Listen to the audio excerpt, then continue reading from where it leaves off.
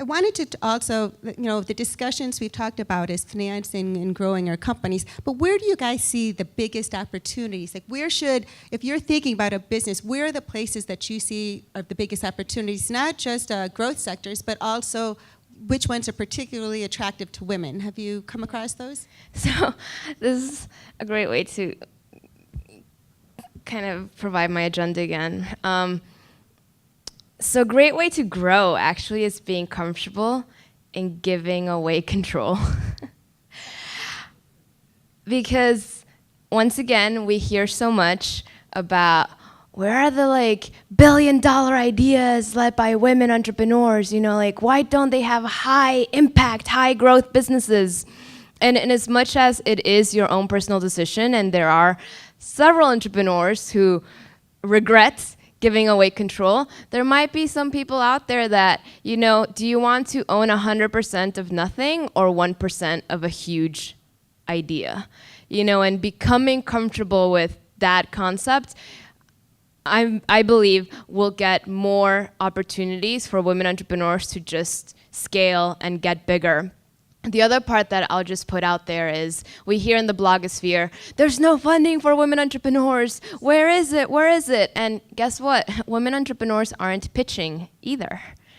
Last year, in terms of the number of companies that pitched to US angel investors, only about 12% were women-led.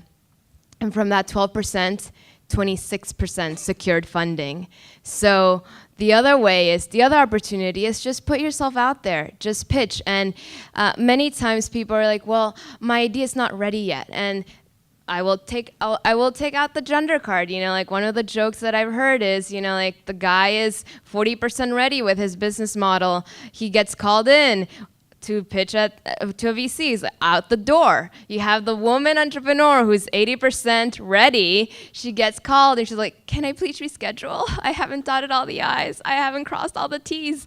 And guess what? The business model is a living, breathing thing. And the more that you put it out there, the more that you get feedback, even though you might not secure the funding, those VCs, those potential investors might actually have some great gems to share with you. And this is the other part that gets boring, especially if you're in the circuit, shall we say, is how coachable is the entrepreneur? How are they hearing what I'm sharing with them, and are they adapting, or are they not? And of course, maybe there might be one reason or another why they're not, and we have to hold strong, especially social entrepreneurs. You know what? Actually, yeah, I still want the social impact part of my mission, or you know what? I still want the environmental impact part of my mission, even if it means that they're lower absolute financial returns, because I'm gonna have a higher social impact return. The other part is those people that you're pitching to, they might not be interested in your idea. They might know someone who is. So you're not just pitching to those who are there, you're also pitching to the people that they might know. I was laughing at your question when you said where the next idea, what should people be looking at? And I'm like, well, that's easy. It's mobile. Come on. What else are we looking at? And I, say that really sarcastically. When we launched our accelerator, we left it very vague in terms of what type of mobile products we wanted to see, because we really were interested in what are women creating and building. In this, I say this publicly now, my fear was we'd get a bunch of fashion and beauty apps. And then we would end up stereotyping in terms of what is it that women create. And I can tell you, in a 4-week time period, we had 140 applications from women entrepreneurs across the country and around the world. There's something very humbling when you get an application from an entrepreneur in Tanzania. In terms of ideas, if I was going to look at it right now and think, what could I do? I wish I knew something in, I want to say I wish I do care, but I don't have the depth of knowledge. Something in healthcare. Healthcare is a huge area, and when you think about that in a broader terms of health solutions and what we're talking about here in how, the food chain, the land, our energy consumption, our environment, the area we live in, it was kind of scary pictures at the beginning in terms of the air quality, what that means for health, right? And is there a business there? And why I say mobile, think about how you live your own lives. We are a mobile population now, and I'm not just talking about North America, talking globally. I also think in terms of opportunities globally and mobile in terms of microfinance, in terms of banking and other types of information and what all of that means in terms of how it's changing and impacting lives. And then I think for a lot of us who are still very involved in community and in terms of not-for-profits, where are we taking those businesses in this technology age, right? And that's beyond a Kickstarter or some other campaign. How are we connecting and engaging communities? And again, I think, and I look at kind of mobile technology. But if it was me starting a business right now, I would look first to mobile. That's the way your audience and your consumers, the people you need to connect with, that's what they're doing.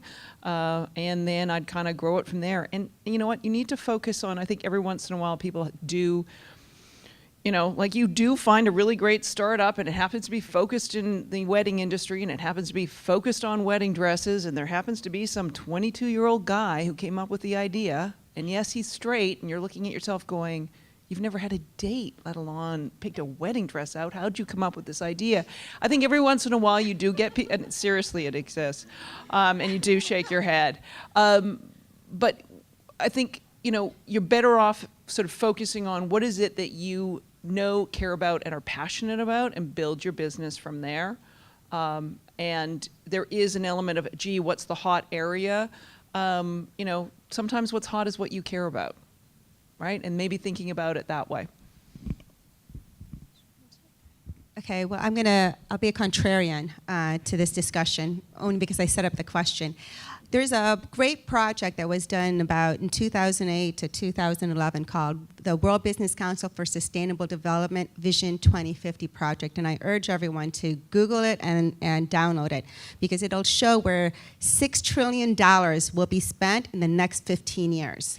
So if there's $6 trillion that's going to be spent on something, the business side of the opportunity is how can apply your individual passions towards an opportunity where there's governments and companies that are going to be spending their money.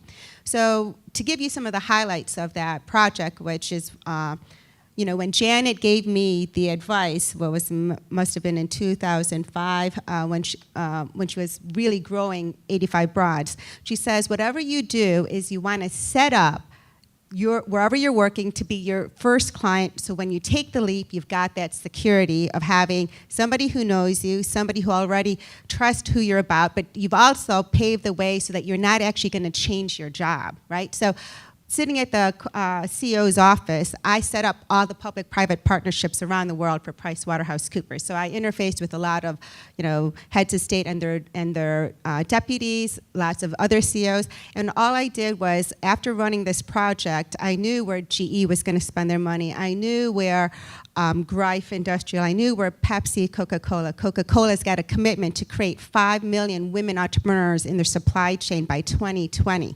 They haven't even secured 100 yet. So that's an opportunity for everyone. But all of these opportunities are around, from our keynote speaker this morning, is all about how can 9 billion people live well within the limits of the planet by 2050.